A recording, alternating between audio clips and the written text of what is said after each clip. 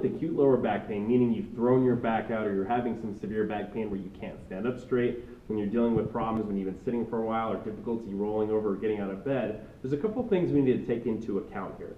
One is that ibuprofen and Aleve are not going to be very useful. We're not dealing with inflammation in this particular sense. We're dealing with pain. So the pain causes spasm, the spasm causes more pain. So in this particular case, extra strength Tylenol is actually going to be your best bet. Another mistake that people will make is using heat instead of ice. So again, we're dealing with pain. So when we put ice on something, we dull that pain, which slows down the spasms. Heat's actually going to bring more circulation to the area, which heats the tissue up, and it creates more spasm as well. So when you're in an acute phase, use ice. When it's more of a chronic issue, heat's going to be more of a best bet. So that's several weeks after you've had your incident. So another way to get out of acute lower back pain is by stretching certain specific muscles. So when you're having back pain, a lot of times it'll present kind of like this. You're walking around, you can't really move that well. Maybe one leg you can't put a lot of pressure on. We can't really stand up straight. So as you can tell, we're kind of bent over at the waist.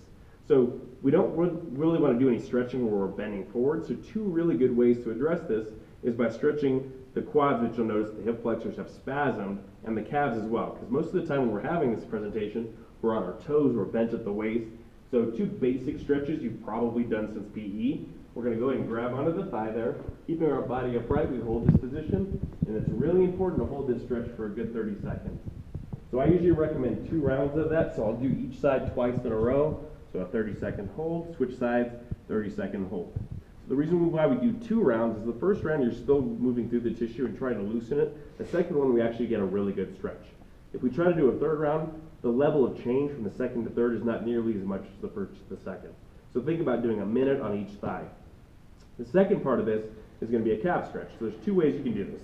One, you can take your foot and put it on an object like this. So I'm going to lock the knee out, I'm going to lift myself up, I'm going to pull my hip forward, I'm going to hold that stretch for 30 seconds. This is the better way, but if you don't have something that you can put the foot on and lock the knee out with, you can do the old school one where you stretch the leg back, lock the knee out, and try to stretch the calf that direction. So the third muscle that we do here is a lat stretch. So the lat stretch looks like this. I'll grab onto an object, I'm going to take that same leg back and sit my butt back.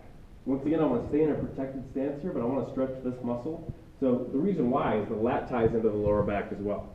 So if we're having some tightness there, by taking tension out of the lat, the quads, and the calves, a lot of times we can go back to standing up straight fairly quickly. And this will help you, along with the ice and the extra strength Tylenol, getting out of that acute phase of the lower back pain faster.